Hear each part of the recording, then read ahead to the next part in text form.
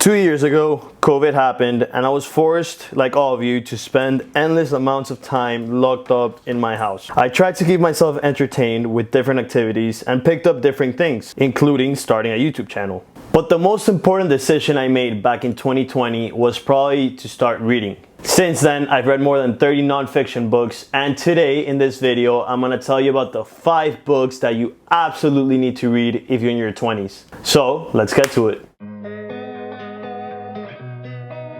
The first book I'll recommend is Greenlights by Matthew McConaughey. This book is a fan favorite of the channel, as many of you guys know, and it's probably my favorite book so far. This guy's probably the coolest guy in the world. He has a great perspective on life, and he talks about chasing your dreams, ups and downs that you face. But I think the most important thing I took out from this book is journaling. If you don't know, the book is basically all based off of his journals throughout his life. And now I actually started journaling, and I follow his way of writing every month or so. I normally sit down, make an entry, just say whatever happened that day, that week, that month, and at the end I put either green light, yellow light, or red light. Green light meaning obviously that everything's going great, yellow that that things are going okay, and red that things are absolutely catastrophic. So far, I haven't had any reds. So I definitely recommend this book for a 20-year-old because it talks about life in general, and I think the main message is that when you're facing a red light, it's okay because like the actual traffic light, it's gonna turn green eventually.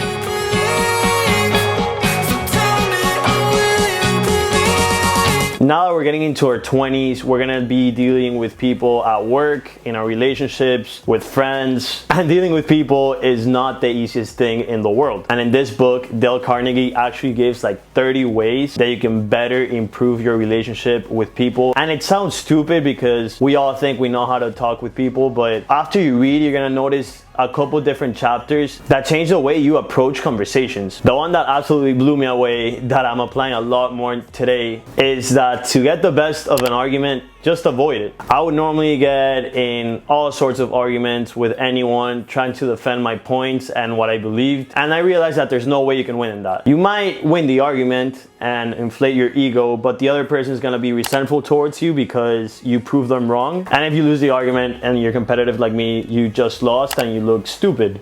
So whenever an argument is avoidable, nowadays I really try to avoid those arguments. It's not worth it to have an argument every time. That's just one of the things that the book taught me. It has a lot, it has many other teachings that I'll put in the screen right now. So definitely recommend it, especially for work when you're dealing with superiors, or maybe you have someone below you. It's a great way to pick up 2 or 3 things that are gonna help you for the rest of your life.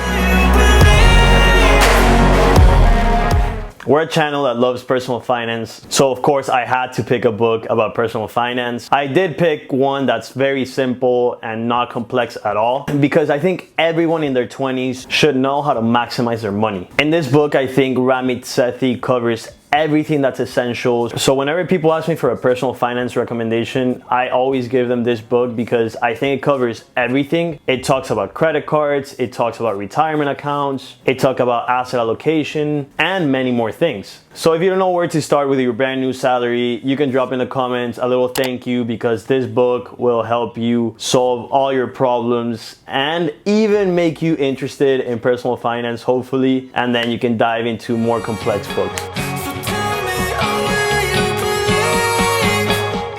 Now, many consider this a personal finance book, and I think it is, but I'm including it in this list because it changed my mindset completely. When I joined the workforce, I think you had your salary, you're in the system, and you're gonna be out when you retire.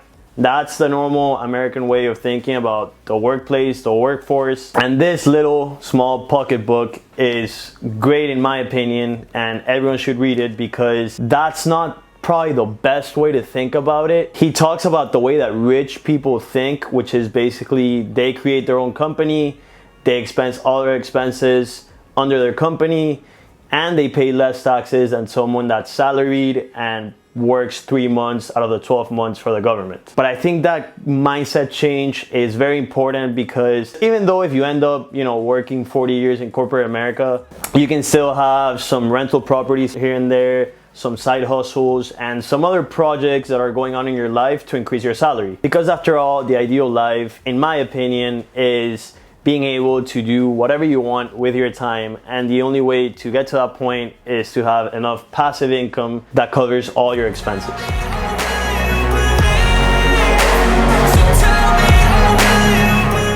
The book basically talks about all the benefits that sleep has and all the bad things that happen to people that don't sleep. And I think one of the most important things you can do as a 20-year-old is invest and worry about your health so you're able to live many, many years. I could easily sit here and tell you, sleep 8 hours a day because it's good for you and call it a video, but I think reading the book really sells it to you. You see all the studies that have happened, all the negative things that have happened to people that don't sleep, and he just convinces you. Matthew Walker has been on Joe Rogan. He's a very famous scientist in the field of sleep. It's probably been one of the most impactful books because nowadays, no matter what, I try to get my 8 hours of sleep. But that's it for this week's video. Stay tuned.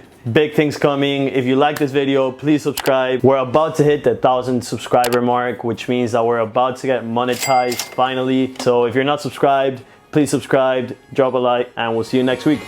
Peace.